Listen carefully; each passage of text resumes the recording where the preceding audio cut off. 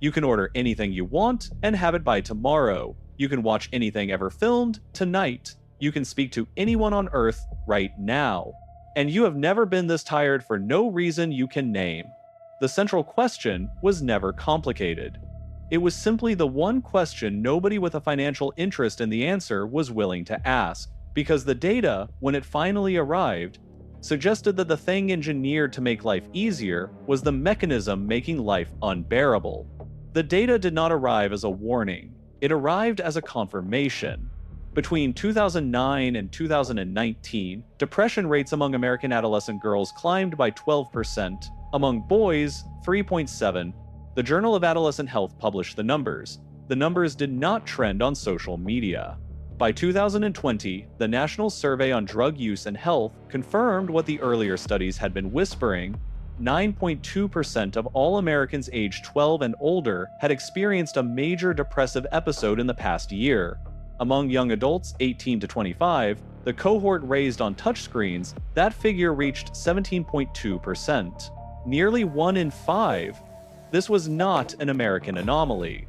Across the Atlantic, researchers at University College London tracked 29 million individuals over 2 decades. The incidence of common mental disorders rose from 55.9 to 76.9 per thousand person years between 2000 and 2019.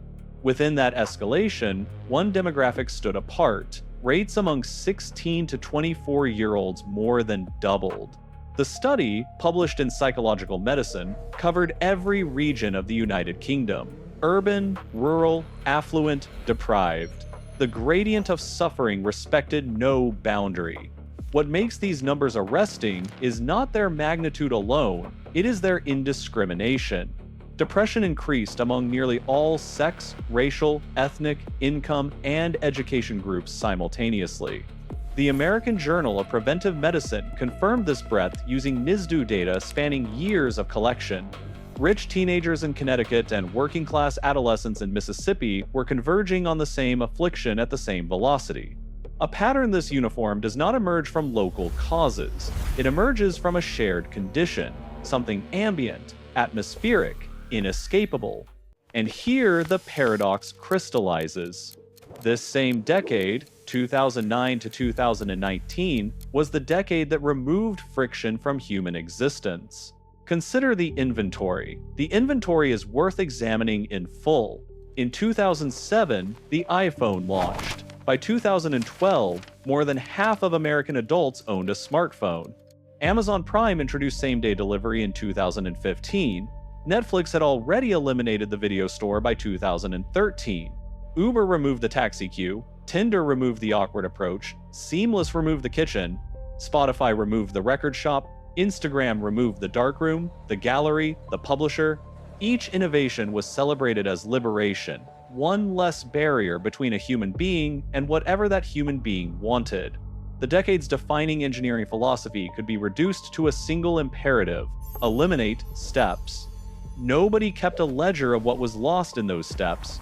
The correlation is not subtle, and it is not limited to a single data set. Every metric of material convenience improved across this decade, while every metric of psychological well-being collapsed. The timing is precise, the demographic overlap is exact, the geographic spread, from American suburbs to British council estates, is too consistent to be coincidental and too pervasive to be cultural. Something structural changed in how human beings experience daily existence, and the change was global. Cognitive psychology offers a term for what may have occurred: effort justification. The brain does not assign value based on the inherent quality of an outcome. It assigns value based on the cost of obtaining that outcome. A meal prepared over 2 hours activates reward circuitry that a meal delivered in 20 minutes does not.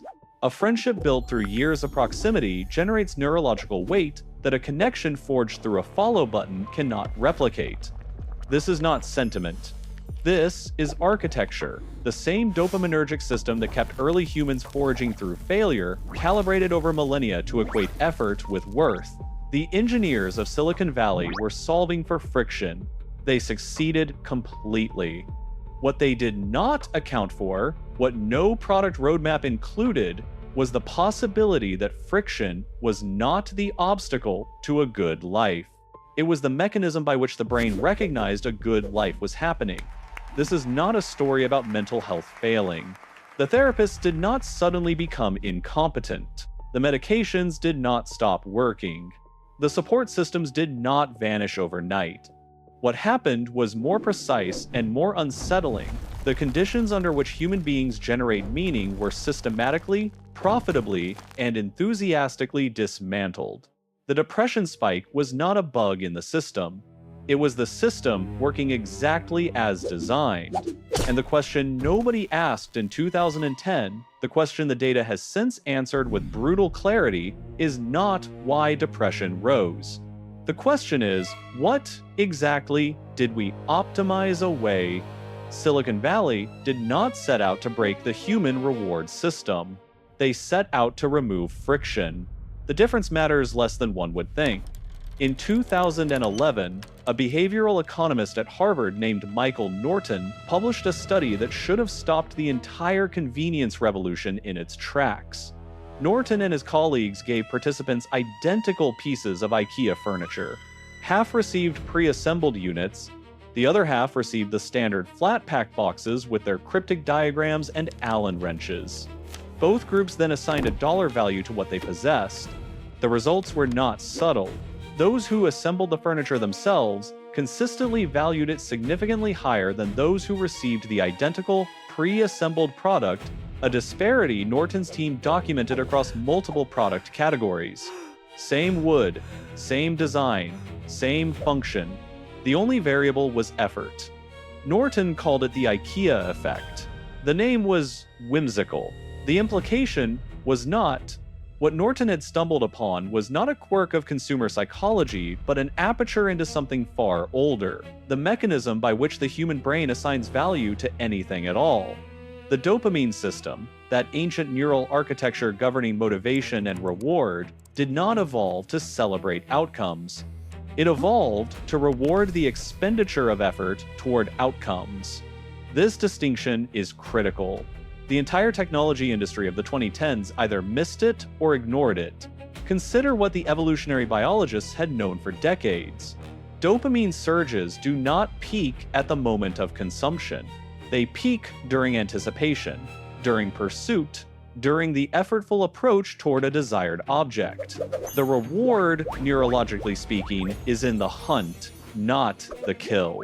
A lion that feels satisfaction only upon eating would starve between meals, lacking the motivational architecture to pursue prey across the savanna. By contrast, a lion whose brain rewards the act of stalking, tracking, and closing distance will hunt relentlessly. Evolution selected for effort reward, not outcome reward. This was not a design flaw. It was the design. What followed in the 2010s was, in effect, a species-wide experiment in removing the hunt while preserving the kill. Every major technology platform of the decade operated on a single unifying principle: effort is waste. Waste is inefficiency. Inefficiency is the enemy. Amazon removed the trip to the store. Netflix removed the agony of choosing one film at the video rental counter. Tinder removed the terrifying walk across a crowded room. Uber removed the wait on a rain-soaked corner. Instagram removed the dark room. Each innovation was celebrated as liberation. Each one severed another connection between effort and reward. The engineers were not malicious. They were methodical. The logic was, within its own parameters, impeccable. Social validation, the most potent neurological reward available to a social primate, underwent the most dramatic devaluation. Before 2010, gaining the approval of one's peer group required presence, risk, and sustained interpersonal effort. A teenager seeking acceptance had to walk into a room, read social cues, modulate behavior in real time, endure the possibility of rejection face to face. The effort was enormous. The reward signal, correspondingly, was profound. After 2010, the same teenager could seek the same validation with a thumb movement. A photograph, a filter, a caption, a post. Approval arrived in the form of a small heart icon, repeated dozens or hundreds of times. Researchers at UCLA found that adolescents who received large numbers of likes on their social media posts showed activation in the same neural reward circuits implicated in social approval and reinforcement learning. The brain registered the likes as real social approval. But here is where the architecture collapses. A team studying adolescent social media use at the University of Essex found something the platforms would have preferred to remain obscure. Teenagers who received over 100 likes on a post reported virtually the same life satisfaction as those who received none. The metric had become meaningless through sheer abundance. When approval costs nothing to give and nothing to earn, the brain, that ancient, effort-calibrated machine, registers it as worthless. Not disappointing, worthless. The neurological distinction matters enormously, because worthlessness is not a feeling the brain files under mild inconvenience. It files it under. Nothing here is real. The pattern replicated across every domain the convenience economy touched. Food delivery apps removed the effort of cooking. With it went the satisfaction of feeding oneself. Streaming services removed the commitment of choosing a single film. With it went the investment that makes narrative immersion possible. GPS navigation removed the cognitive effort of wayfinding. With it went the spatial mastery that once generated quiet competence. Autocorrect removed the precision effort of language. With it went the small pride of crafting a sentence correctly. Each elimination was trivial in isolation.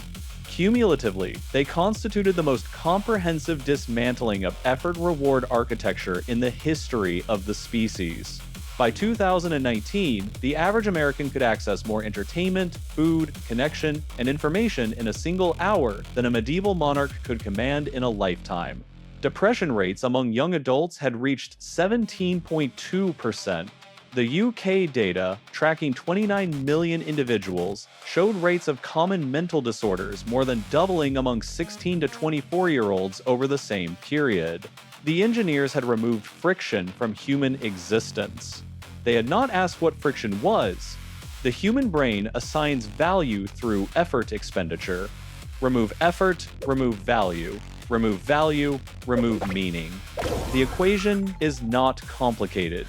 The implications are, in 1967, Martin Seligman placed dogs in a shuttle box and administered electric shocks. One group could press a lever to stop the pain. The other received shocks that arrived and departed regardless of anything the animal did. When both groups were later placed in a new box where escape required only a simple jump, the first group leapt to safety immediately. The second group lay down. The barrier was not too high. The brain had already concluded that effort was irrelevant. Seligman called it learned helplessness. The term entered psychology textbooks and stayed there for decades, applied primarily to clinical populations, trauma survivors, the institutionalized, what nobody anticipated. A consumer technology revolution would replicate his experiment at civilizational scale. Consider the architecture of a smartphone in 2016. Every interaction decoupled effort from outcome. Swipe, a potential romantic partner appeared. No approach required, no rejection risked, no vulnerability invested. Tap, dinner arrived. No shopping, no preparation, no skill demanded. Scroll. Entertainment materialized. No selection, no commitment, no delayed gratification endured. The organism learned, with Pavlovian efficiency, that effort and outcome had no meaningful relationship. What followed was precisely what Seligman's research predicted. Not laziness, resignation, the neurological conviction that agency itself was ornamental. This matters because identity, the felt sense of being a particular person with particular capacities, is not inherited. It is constructed. Developmental psychology has documented this for half a century. Humans build self-concept through confronting difficulty and surviving it. The adolescent who learns to cook a meal poorly, then adequately, then well, has not merely acquired a skill. She has assembled evidence that she is someone capable of growth. Remove the difficulty, and the evidence never accumulates. The self remains a hypothesis, untested and therefore unbelievable. By contrast, Consider what a 14-year-old in 2017 could test herself against. Engagement metrics. Likes, followers, streaks, view counts, feedback mechanisms designed not to reflect effort but to reward conformity to algorithmic preference. The raw material of identity shifted from what one could do to how one was perceived, and perception arrived in quantified, real-time, merciless increments. The generation that grew up inside this architecture did not lack ambition. They lacked the friction against which ambition becomes meaningful. The generational acceleration tells the story with mathematical brutality. Millennials, measured at the same ages, showed higher depression rates than Generation X. Gen Z doubled the millennials. Each successive cohort entered adulthood with less exposure to unmediated effort and more exposure to frictionless reward, and each cohort's mental health deteriorated proportionally. The trendline does not wobble. It does not plateau. It climbs with the steady certainty of a function whose variables are known. One variable, in particular, deserves isolation. The iPhone launched in 2007, but smartphone penetration in the United States did not reach 50% until 2012. By 2016, it exceeded 80%. Depression rates among adolescents track these penetration curves with a 2-year lag, the approximate time required for a technology to move from novelty to neural habits. The correlation is not proof, but the specificity of the timing is difficult to attribute to coincidence, economic cycles, or diagnostic inflation alone. What the smartphone delivered was not merely a device. It was an ecosystem of algorithms, each one engineered to solve the same problem: friction in content consumption. Autoplay eliminated the effort of choosing what to watch next. Infinite scroll eliminated the natural stopping point that required a conscious decision to continue. Personalized feeds eliminated the effort of seeking information by delivering it preemptively, calibrated to maximize the one metric that determined advertising revenue: time on platform. The user no longer had to make micro-decisions. The brain experienced itself as a surface being acted upon rather than an agent acting upon the world. The engineers did not fail. This is the detail that shifts everything. They succeeded completely, measurably, profitably at the task their industry had defined. Build systems that eliminate effort, maximize convenience, minimize friction. They executed with extraordinary competence. The task itself was the error. Nobody in 2010 possessed the framework to ask whether the thing that makes life worth living might be the same thing that makes life difficult, because the question sounds like something a monk would say, not something that belongs in a product roadmap. The question is not whether convenience caused the collapse. The question is whether anyone would have built these systems if they had known the cost. And then, in 2014, an internal research team at one of the largest platforms in human history compiled a report that suggested the report arrived in 2014. Internal research team, one of the largest platforms in human history. The conclusion matched what public data would take 5 more years to confirm: emotional contagion could be engineered at scale. The platform had already proven it. Experiments run on nearly 700,000 users without their knowledge, news feeds manipulated to test whether shifting the ratio of positive to negative content would alter the emotional states of those consuming it. It did. The findings went public. Outrage lasted a week. The architecture remained. This detail collapses the final available defense: ignorance. The engineers knew. Not all of them, not at every level, but institutional knowledge existed by mid-decade. The effect of frictionless digital environments on human psychological architecture was not buried in obscure neuroscience journals. It was research conducted by the platforms themselves, cataloged in internal documents, subordinated to growth metrics. The 12% rise in adolescent depression among girls between 2009 and 2019, the 17.2% of young adults experiencing major depressive episodes by 2020, the doubling of common mental disorders among British 16 to 24-year-olds across 2 decades, These were not unforeseeable externalities. They were unpriced ones. And here is the answer to the question posed at the beginning. Depression rates did not triple despite the decade of convenience. They tripled because of it. The systematic removal of effort from daily existence, obtaining food, entertainment, social connection, romantic partners, information, validation, dismantled the neurological mechanism through which human beings generate meaning. When nothing costs effort, nothing registers as valuable. When nothing registers as valuable, the organism concludes, correctly by its own internal logic, that nothing matters. Clinical term for that conclusion, depression. Engineering term for the process that produced it, optimization. What makes this architecture resilient is not complexity, but profitability.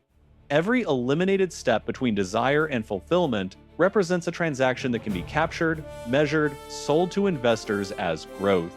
Meaning restoration is not monetizable. No venture capital firm has ever funded a startup whose pitch deck read, "We make things harder." Economic incentives run in one direction only. The default state of the digital economy, the state it returns to after every public health warning, every congressional hearing, every well-intentioned digital wellness campaign, is the continued elimination of effort from human life. By contrast, every intervention clinical research has shown to alleviate depression involves the reintroduction of difficulty. Exercise, cognitive behavioral therapy, which assigns homework, skill acquisition, which demands sustained attention and tolerates failure, delayed gratification training, community involvement requiring physical presence. The pattern is not subtle. What heals depression is the restoration of the very friction the convenience economy exists to destroy.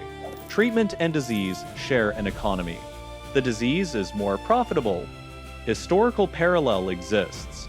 The Industrial Revolution optimized for mechanical efficiency and produced, within a generation, urban squalor, child labor, and what Victorian physicians called neurasthenia, a collapse of nervous function among populations suddenly severed from agrarian rhythms that had organized human life for millennia. The solution was not voluntary. Factory owners did not self-regulate. Markets did not correct. It required decades of labor legislation, public health infrastructure, regulatory intervention to rebuild the conditions for tolerable human existence within an industrialized framework. Lag between technological disruption and institutional response was measured not in years, but in generations. The convenience revolution follows the same trajectory, with one critical difference. The Industrial Revolution reorganized where and how people worked. The digital convenience economy reorganized how people experience reward, connection, and purpose, the substrate upon which psychological survival depends. The stakes are not analogous. They are categorically higher. A single, uncomfortable, structurally irreversible conclusion emerges. The conditions that produce human meaning and the conditions that produce human convenience are not merely different. They are mutually exclusive. Every friction removed is a meaning signal extinguished. Every optimization completed is a piece of psychological architecture demolished. The engineers were not villains. They were literate, methodical, solving precisely the problem they were hired to solve. The problem was the problem. The question is whether a species that evolved to find purpose through struggle can survive the permanent elimination of the need to struggle at all.